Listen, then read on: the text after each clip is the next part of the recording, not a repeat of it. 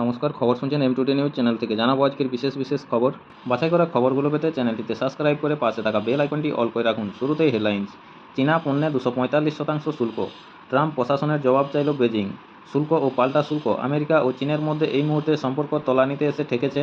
রীতিমতো শুল্কযুদ্ধে জড়িয়েছে দুই দেশ। এর মধ্যে সামনে এলো নতুন তথ্য। শিয়ালদহ দক্ষিণে দফায় দফায় রেল অবরোধ, ভোগান্তি নিত্যযাত্রীদের। ধুলিয়ানের ক্যাম্পাসে চূড়ান্ত ছক, অশান্তির মহারাষ্ট্রের বিতর্কিত সংগঠন থেকে এসেছিল 6 মূল চক্রী। ওয়াকফ আইন বিরোধিতাকে মাধ্যম করে মুর্শিদাবাদের বিভিন্ন প্রান্তে দুষ্কৃতীরা যে তাণ্ডব চালিয়েছে তার নীল নকশা তৈরি হয়েছিল ধুলিয়ানের এক শিক্ষা প্রতিষ্ঠানের ক্যাম্পাসে। বুধবার 309 পয়েন্ট বেড়ে 77,044 অঙ্কে বন্ধ হলো সেন্সেক্স। আগামী কয়েক ঘন্টার মধ্যেই হুগলিতে ঝড় বৃষ্টির সম্ভাবনা। সুপ্রিম কোর্টে শুরু ওয়াকফ মামলা শুনানি। পুকুরের জলে বিষ, ময়নাগুড়ি থানায় অভিযোগ দায়ের। এসএসসি, দিল্লির যন্তর মন্তরে অবস্থান বিক্ষোভ শুরু বাংলার। চাকরিহারা শিক্ষকদের একাংশের। মুখ থুবড়ে মোদির স্বাদের বিদ্যালক্ষ্মী প্রকল্প। চলন্ত ট্রেনে এটিএম, নয়া চমক ভারতীয় রেলের। আজ দুপুরে শহরে ঝড় বৃষ্টির পূর্বাভাস। আফগানিস্তানে ভূমিকম্প, কাঁপল দিল্লিসহ উত্তর ভারত। হঠাৎ ভোটার বৃদ্ধি, জবাব দিক কমিশন। মহারাষ্ট্র থেকে দিল্লি নিয়ে বিস্ফোরক প্রাক্তন নির্বাচন কমিশনার। লোকসভা ভোটে মহারাষ্ট্রে বিপর্যয়ের মুখে পড়েছিল বিজেপি তথা গোটা এনডিএ। অথচ কয়েক মাস পর যখন ওই বিধানসভা ভোট হলো, ফলাফল হয়ে গেল বিপরীত। কিভাবে সম্ভব? স্বয়ং ট্রাম্পকে অমান্য। $220 কোটি অনুদান বন্ধ হলো হার্ভার্ডের। অতীত খুঁড়ে 4টি প্রকল্পের জবাবদিহি চাইল কেন্দ্র। 100 দিনের টাকা বন্ধে নয়া ফিকির। ফিরবে যৌবন, চর্বির লোভে গঙ্গায় দেদার শিশু হত্যা। মেট্রো স্টেশনে প্রেমিকার জামার ভেতর হাত ঢুকিয়ে দিল প্রেমিক। ভিডিওটি ভাইরাল। গোপীবল্লভপুর 1 নম্বর। মুখ্যমন্ত্রীর নির্দেশ মতো গোপীবল্লভপুর পঞ্চায়েত সমিতির উদ্যোগে সন্ধ্যায় ইন্ডিয়ান স্পোর্টিং ক্লাবে পালিত হলো বাংলা দিবস। রাস্তার মাঝেই ছিঁড়ল প্যান্ট, অন্তর্বাস পরেই চলল মারপিট। গোপীবল্লভপুর 1 নম্বর। গোপীবল্লভপুরের চেকপোস্ট থেকে ইকোপার্ক পর্যন্ত বসানো পথবাতি দীর্ঘদিন বেহাল, সমস্যায় পর্যটক ও সাধারণ মানুষ। বিনপুর 1 নম্বর। পথ দুর্ঘটনায় ডিহিবনকাটি এলাকায় আহত এক বাইক আরোহী।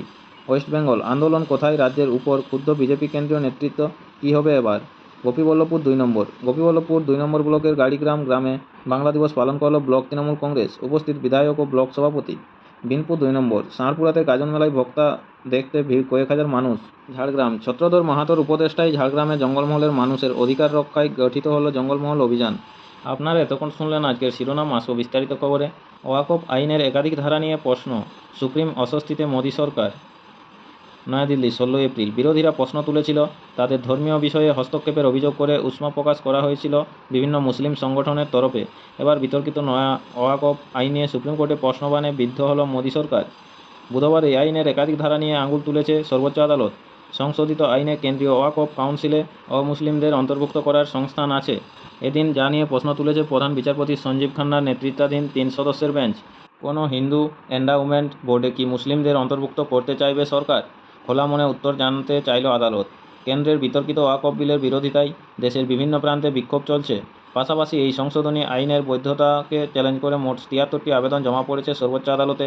এদিন দুপুরে সেই সমস্ত মামলার শুনানি ছিল প্রধান বিচারপতি খান্নার নেতৃত্বাধীন 3 সদস্যের বেঞ্চে।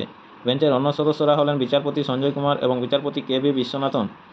এদিন এক আবেদনকারীর তরফে সর্বোচ্চ আদালতে সওয়াল করেন বর্ষিয়ান আইনজীবী কপিল সিবল। তিনি অভিযোগ করেন, ভারতীয় সংবিধানের 26 নম্বর অনুচ্ছেদে ধর্মীয় বিষয়ে স্বাধীনতার গ্যারেন্টি দেওয়া হয়েছে, কিন্তু মোদী সরকারের তৈরি নতুন ওয়াকফ আইন এই অনুচ্ছেদের পরিপন্থী বলে তার দাবি। কারণ নতুন আইনে জেলাশাসকের হাতে বিচারের ক্ষমতা দেওয়া হয়েছে, অথচ জেলাশাসক হলেন সরকারের প্রতিনিধি। আগামীকাল বৃহস্পতিবারও এই মামলার শুনানি চলবে বলে সুপ্রিম কোর্ট জানিয়েছে। ওয়াশিংটন, শুল্ক ও পাল্টা শুল্ক, আমেরিকা ও চীনের মধ্যে এই মুহূর্তে সম্পর্ক তলানিতে এসে ঠেকেছে। রীতিমতো শুল্কযুদ্ধে জড়িয়েছে দুই দেশ। এর মধ্যে সামনে এলো নতুন তথ্য।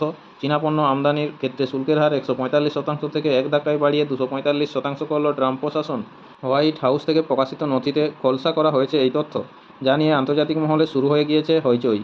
সাধারণত এমন কোনো পদক্ষেপ ঢাকঢোল পিটিয়ে ঘোষণা করতে পছন্দ করেন মার্কিন প্রেসিডেন্ট ট্রাম্প ও তার প্রশাসন, কিন্তু আনুষ্ঠানিক ঘোষণা ছাড়াই বিপুল শুল্ক বৃদ্ধির সিদ্ধান্ত বেনজির বলে মত পর্যবেক্ষক মহলের। যে কারণে ধোঁয়াশা দেখা দিয়েছে।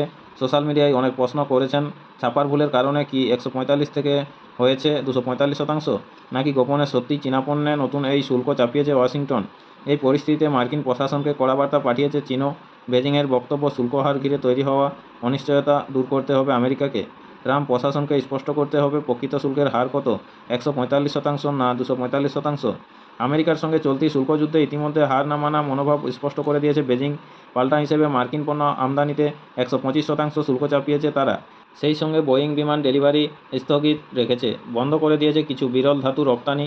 একই সঙ্গে আলোচনার দরজাও খুলে রেখেছে বেজিং। শুল্ক ও বাণিজ্য যুদ্ধে বিবাদমান কেউ লাভবান হবে না বলে মনে করিয়ে দিয়েছে জিনপিংয়ের দেশ। কিন্তু চীনা পণ্যে আমেরিকার 245% শুল্ক চাপানোর বিষয়টি সত্যি হলে দুদেশের সম্পর্কেও আরও অবনতি হবে বলে আশঙ্কা বিশেষজ্ঞদের। শিয়ালদহ দক্ষিণে দফায় দফায় রেল অবরোধ, ভোগান্তি নিত্যযাত্রীদের। আপনাদের সকলকেই বলা হচ্ছে, যারা নিয়মিত গুরুত্বপূর্ণ খবরগুলো শুনতে চান আমাদের চ্যানেলটি সাবস্ক্রাইব করে রাখুন। ফিরে আসবো খবরে। বারুইপুর লোকাল ট্রেনে মহিলা কামরা বৃদ্ধির প্রতিবাদ, সেই সঙ্গে ট্রেন সংখ্যা বাড়ানোর দাবি। বুধবার সকাল থেকে শিয়ালদহ দক্ষিণের লক্ষ্মীকান্তপুর শাখার একাধিক স্টেশনে রেল অবরোধ নিত্যযাত্রীদের, যার জেরে শিয়ালদহ দক্ষিণ শাখায় কাকদ্বীপ, নামখানা, লক্ষ্মীকান্তপুরের মতো গুরুত্বপূর্ণ রুটে বিপর্যস্ত রেল পরিষেবা।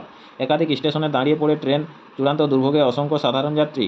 দিনের যে কোনো সময় শিয়ালদহ দক্ষিণ শাখায় লোকাল ট্রেনগুলিতে যাত্রীদের প্রবল ভিড় থাকে।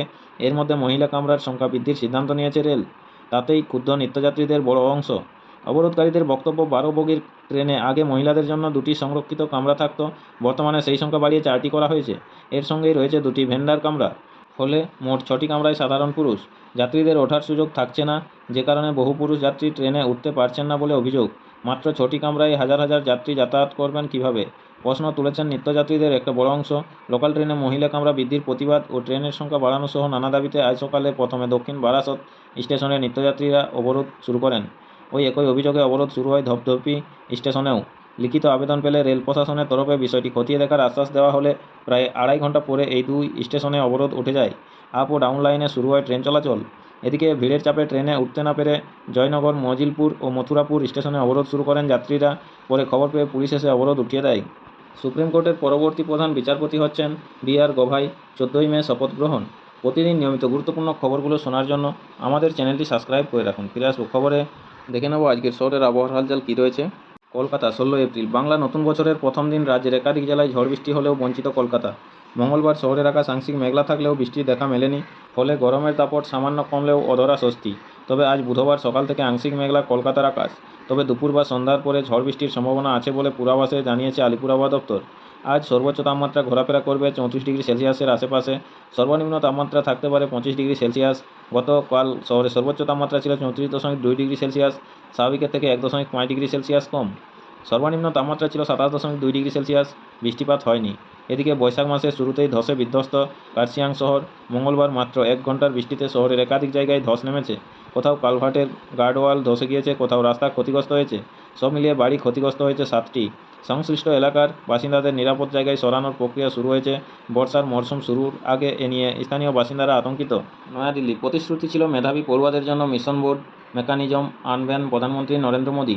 সহজেই শিক্ষা ঋণ পাবেন দেশের 860টি সেরা উচ্চশিক্ষা প্রতিষ্ঠানের 22 লক্ষ ছাত্রছাত্রী। কোনো গ্যারেন্টার লাগবে না, গালভরা নাম দেওয়া হয়েছিল প্রধানমন্ত্রী বিদ্যালক্ষ্মী স্কিম। কিন্তু প্রকল্প চালুর পর 5 মাস পেরিয়ে গেলেও সহজে শিক্ষা ঋণ পেয়েছেন 600রও কম ছাত্রছাত্রী। মোদী সরকারের ঢাক পেটানো প্রচারের বেলুন চুপসে গিয়েছে এই পরিসংখ্যানে। এরপরেই তড়িঘড়ি উদ্যোগী হন কেন্দ্র। ব্যাংকগুলিকে সতর্কও করা হয়, কিন্তু উল্টে ব্যাংকগুলি জানিয়েছে গলদ রয়েছে সরকারের পোর্টালের। তার জেরে শিক্ষা ঋণের আবেদনই করতে পারছেন না পড়ুয়ারা। তাতে আরও অস্বস্তিতে ছাত্রদরদি সরকার।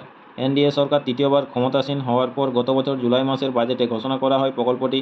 অর্থ বরাদ্দও তখনই হয়। আনুষ্ঠানিকভাবে সেই প্রকল্প চালু হয় নভেম্বর মাসে। পিএম বিদ্যালক্ষ্মী প্রকল্পের নিয়ম হলো 7.5 লক্ষ টাকার শিক্ষা ঋণের 75% গ্যারেন্টার হবে সরকার, দেওয়া হয়।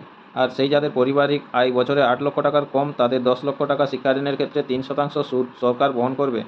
কিন্তু বাস্তবে দেখা যাচ্ছে 140 কোটির দেশে, যেখানে কোটি কোটি দরিদ্র পড়ুয়া অর্থাভাবে উচ্চশিক্ষা চালাতে পারছে না, সেখানে মোদী সরকারের এই শিক্ষা ঋণ প্রকল্পে 1 এপ্রিল পর্যন্ত আবেদন করেছে মাত্র 2,963 জন পড়ুয়া। আর তার থেকে বিস্ময়কর হলো মাত্র 20% জন্য ঋণ মঞ্জুর হয়েছে। 76% আবেদনই প্রত্যাখ্যাত। কেন এই প্রত্যাখ্যান? প্রথম কারণ আবেদনের জটিলতা, দ্বিতীয় কারণ আবেদনের প্রযুক্তিগত সমস্যা। কেন সরকারের বিদ্যালক্ষ্মী প্রকল্পের এই হাল?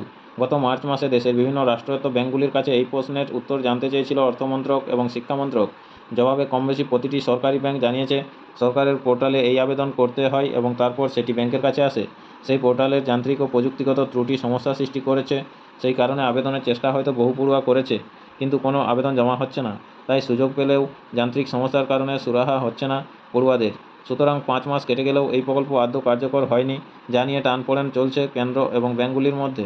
আফগানিস্তানে ভূমিকম্প, কাঁপল দিল্লিসহ উত্তর ভারত।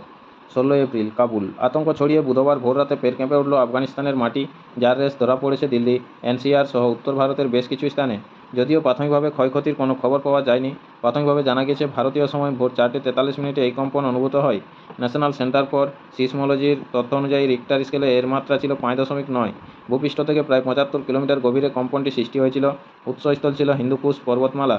আফগানিস্তানের অন্যতম জনবহুল শহর বাগলান, 1 লক্ষের বেশি মানুষের বাস এই শহরে। বাগলান থেকে প্রায় 164 কিলোমিটার দূরে এদিনের ভূমিকম্পের কেন্দ্রস্থল ছিল বলে জানা গিয়েছে। বন্যা, ভূমিকম্প বা ধস, প্রকৃতির রোষে মাঝে মধ্যে খবরের শিরোনামে উঠে আসে আফগানিস্তান। মাঝে মধ্যে প্রকৃতির বিপর্যয় নেমে আসে কাবুলিওয়ালাদের দেশে। ইতিপূর্বে কম্পনের জেরে একাধিকবার ভয়াবহ ধ্বংসলীলার সাক্ষী থেকেছে আফগানিস্তান। হিন্দুকুশ একটি ভূমিকম্প প্রবণ অঞ্চল, সেখানেই সর্বাধিক ভূমিকম্প হয়। দিন কয়েক আগেও কেঁপে উঠেছিল এই দেশের মাটি। সেবারও ভূমিকম্পের উৎসস্থল ছিল হিন্দুকুশ পর্বতমালা। নমস্কার, এখনকার স্থানীয় সংবাদটি এই পর্যন্তই। পরের সংবাদটি পেতে চ্যানেলটিতে সাবস্ক্রাইব করে পাশে থাকা বেল আইকনটি অল করে রাখুন। সবাই ভালো থাকুন, সুস্থ থাকুন। দেখা হচ্ছে পরের আপডেট খবরে। ধন্যবাদ।